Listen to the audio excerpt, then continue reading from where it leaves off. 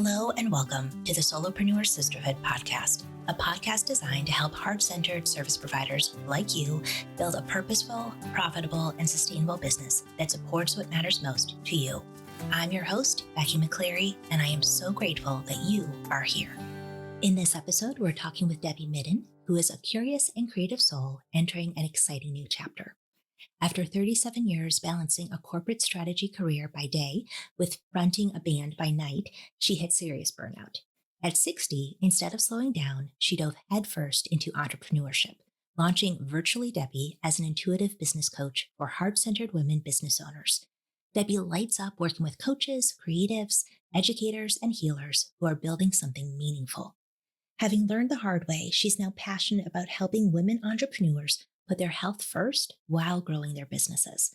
When she's not coaching, this lifelong introvert and closeted tech geek can be found pondering life's big questions, meditating, singing, songwriting, playing guitar, painting, or sharing her journey on YouTube.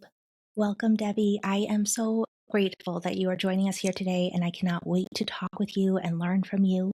And as we get started, I love hearing stories of what led women to start their businesses. So I'm wondering if you can tell us, what did you do before you started your business and what led you to start your business?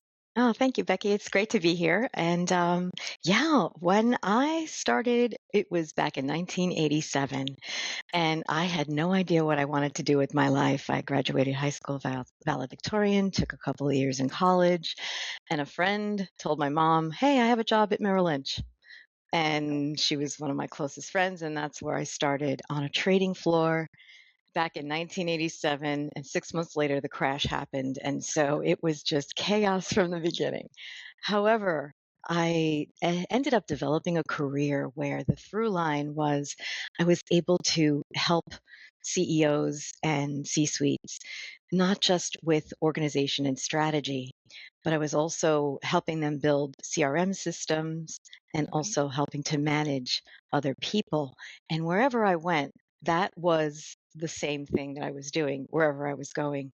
In fact, I worked with someone who took me from Merrill Lynch to Lehman Brothers to Payne Weber, and we pretty much did the same thing wherever we went. It was a fantastic way, almost like I think about it as a Swiss Army knife of, you do all the things and they let you run with it, and I appreciated that. However, if you do that for years and years and years, and you're only getting one salary and you're doing three jobs very, very well, eventually that turns into burnout. And fast forward 37 years in corporate, that's what happened to me, but I wasn't quite sure what it was because I was just doing my day to day, and I saw my paycheck going up and I saw my titles getting better, and I was always working with leadership teams and CEOs, but never stopped to think that it was really harming my health.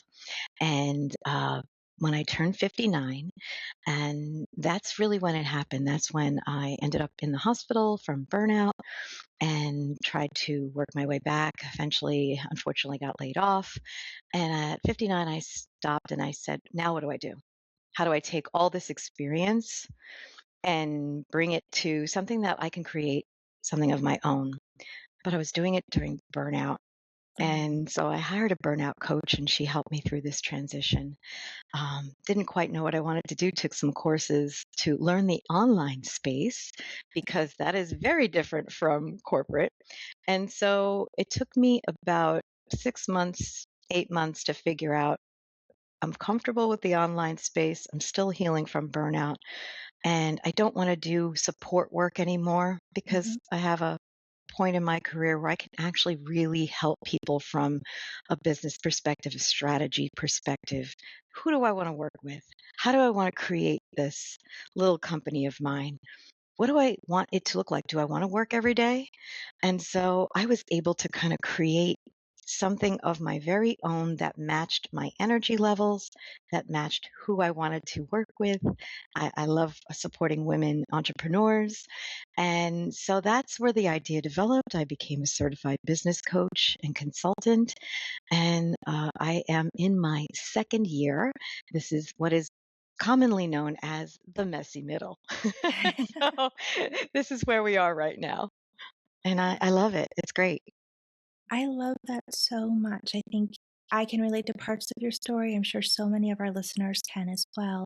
Just, I think we do kind of follow those next steps as far as like, oh, well, this is what I'm supposed to do. I'm supposed to get the job. I'm supposed to be like as helpful as I can be. I'm supposed to be rising over the years. And Yeah, it, I don't think we're ever really taught to pay attention to, okay, but how is this impacting me? And we're correct. not just, machines that can just keep going through things. We're human beings. Yep. And I don't feel like traditional jobs always account for that we are human Yeah. beings and we don't have endless energy. And so while I'm sorry that you had to go through burnout, I really admire how you were able to come out of that and get support and figure Yeah. out, "Hey, what do I want to create with my Thank life you. and how can I use my experience to And help?" I'm still going through it. I won't lie. I am still going through it. But the miracle of miracles is my very first client was my burnout coach. I mean, It's amazing. that was a beautiful thing of, just coming together. She was launching a course and needed help with that. And we still work together to this day. And she's been a phenomenal part of my business and validating my offer, validating, that I can help people. And so it's a thrilling feeling and a thrilling to know that yeah, I'm onto something here, and I love what I do. Finally, like I really love what I do, and it's sustainable. Incredible. Well, so getting into that, can you tell us more about the work that you do now and what Yeah. do you love most about this work? Okay. So right now, I am working with a specific group of women entrepreneurs, and they are in the very beginning of their journey.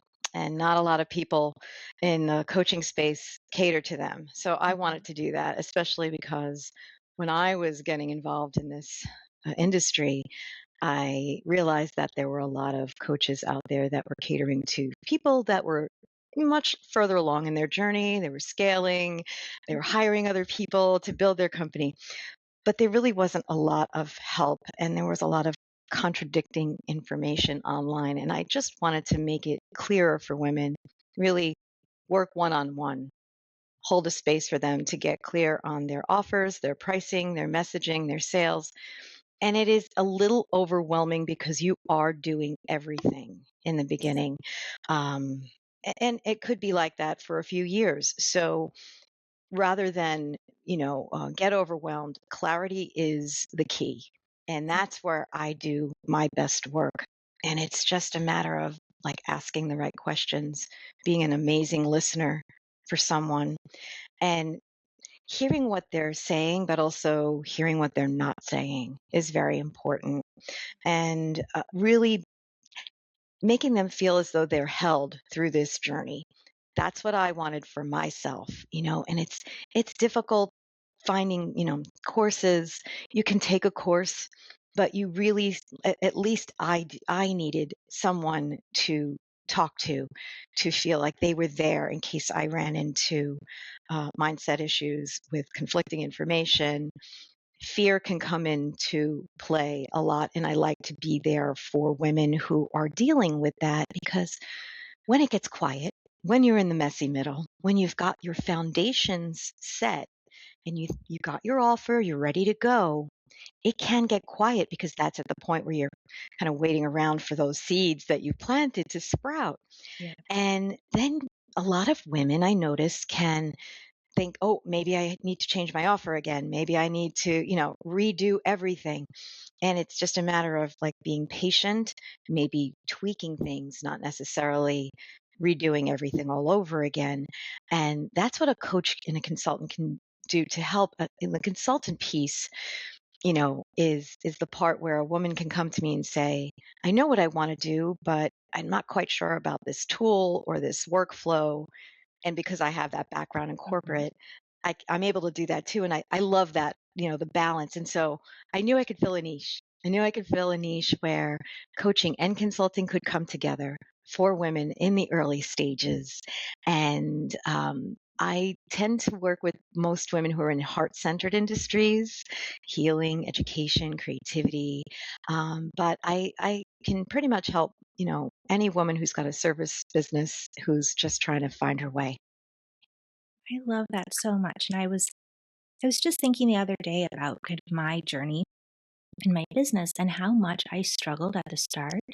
I wish I'd had someone like you at that time Oh, because I did a lot of, participating in like free webinars, free summits, trying to learn yeah. everything I could, purchased way too many courses, Yep. trying to learn things. And a lot of those courses, I'm sure lots of people can relate. Like I got halfway through or part way Hmm. through, or I learned everything in the course, but I didn't actually apply it. Yeah. And that's where I think, having a coach could have been so helpful as far as helping me to keep moving forward Yes. rather than getting stuck. And I love how you bring in that piece of the consultant as well, because that's so helpful because sometimes you do need someone who has the Hmm. experience who can Hmm. give you honest feedback about what will be a good fit business or for what you want to do. So I think it's definitely needed. And I would highly recommend like anyone listening who is in those early stages, if you're feeling that you are stuck, reach out to Debbie because I held myself back for years because I Mm. would be in that place and the self doubt would come in, like you Oh, described, yeah. as far as like, okay, it's quiet. So I must be doing something wrong. And Hmm. instead of like reaching out for help because I didn't know who to turn to, I would just kind of quit. Yeah. And then something within me couldn't let go of the dream. And so I would start up again. Right. Um, and so, it was that cycle. So for anyone who is in that place, you don't have to be in there for years like I Oh, was Becky, able that to. is so important because community, I mean, your group has been a huge help to me when you're in that messy middle part. And maybe you don't necessarily have a business coach or somebody that you can talk to. And the courses don't necessarily match where you are perfectly Mhm. in your business. It's kind of generic. Having community of women that you can talk to and get the real like the real tea on, which was so enlightening for me and so comforting to me when I joined Solopreneur Sisterhood. I just it made it much more of a wonderful journey of traveling with people who are they understand my language. My family and friends are very supportive, but they're not entrepreneurs, Mhm. and so I think community is probably one of the most important things that you could do to help yourself in the beginning stages. Find a group that you can just really say the truth. Just speak your truth and feel safe to do that. Mhm. Yeah, for example, a lot of women, during this market, we're talking about they're seasoned professionals and entrepreneurs, and they've been doing this for a long time. But this year is hard. This year is very hard with the global economy and everything that's going on. And so I needed to hear that. And nobody else was really saying it until you find the group of women that actually say, "No, really, this is a tough year." So it's like, oh, it's really not anything I'm doing wrong. It's just No. this is a very unprecedented time. And so to have that support to be validated in that, to change and pivot your strategy slightly to, go along with what's happening out there in the world. Yeah, that's everything. Community is everything. I definitely agree, and can relate where people in my everyday life are supportive, but they don't really understand what it's like. I Hmm. think a lot of people from the outside think, "Oh, you have your own business. That must be great. You have all kinds of freedom and Yeah. flexibility." And yes, and there are so many things that are your responsibility in order to keep things going and Yes. running, and that can All be the a lot of things. pressure. It's all the things. Yeah. Loving wearing all those hats, which that whole Swiss Army knife thing of like where you can kind of do all the thing. You're the one tool that does everything. I had the training in that. Luckily, in my career, luckily or not so luckily, I don't know, because it does lead to burnout. And I will say that bringing those habits into your entrepreneurship, of doing all the things, you really need to learn about your energy levels if Mhm. you're going to prevent a burnout cycle from happening in your own business. If you had come from corporate, or if you're just the kind of person who is a perfectionist or people pleaser, those are things you need to really look at as you are in this wonderful world of entrepreneurship, and because it'll really help you. It'll really help you, that awareness and just being gentle with yourself. Yes. You'll be in for the long haul if you can be honest with yourself about how you really work and adjust along the way. So Yes, absolutely.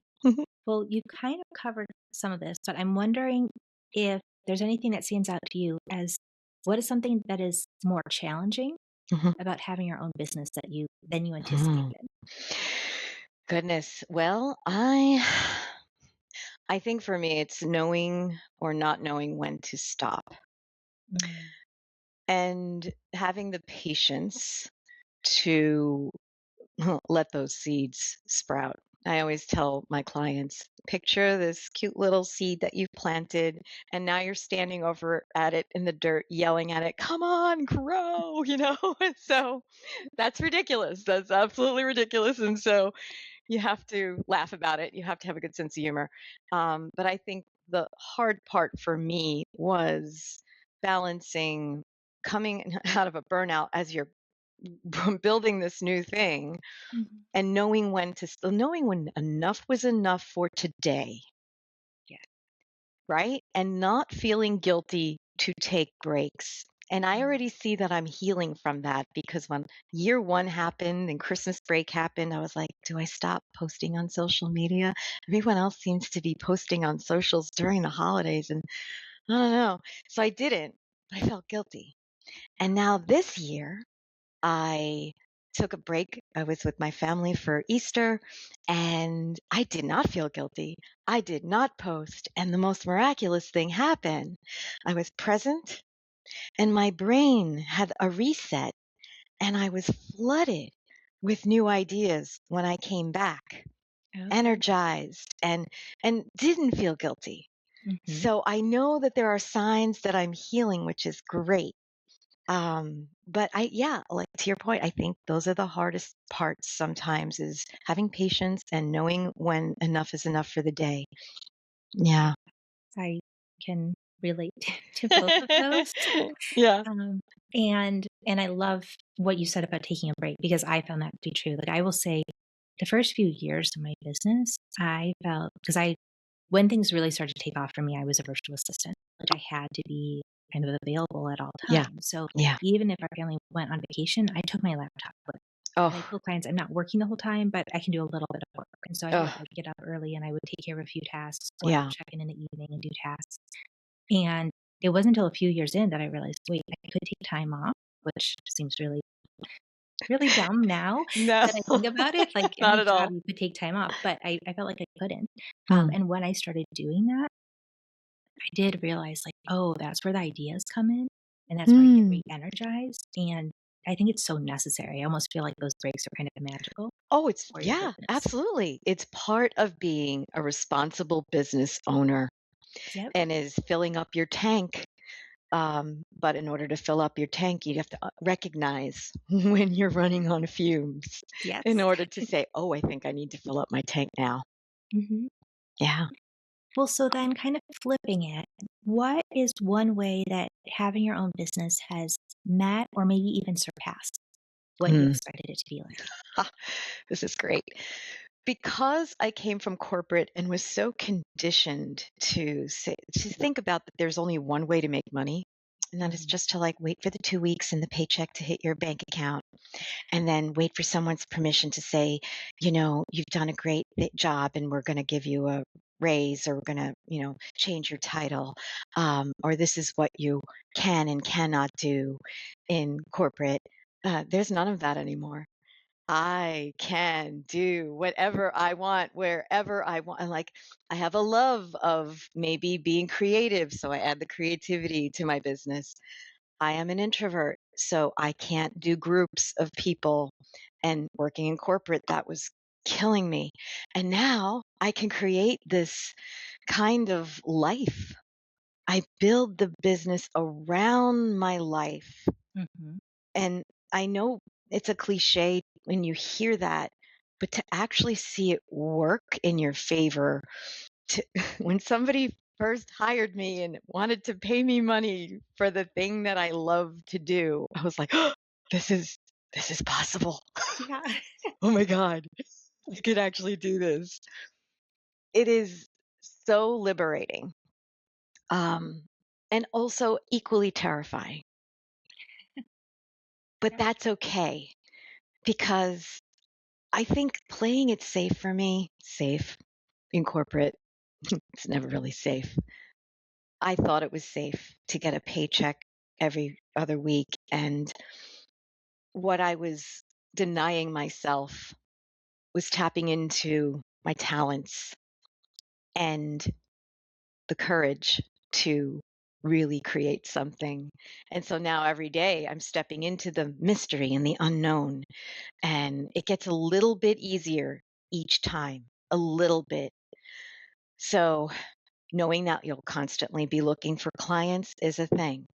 Mhm. Um, but I'm a firm believer in the fact that if you are true to yourself and very clear about what you're doing in your business, and you are authentic and making authentic connections, relationship based businesses, it's very important. You're not treating people like a number on a spreadsheet.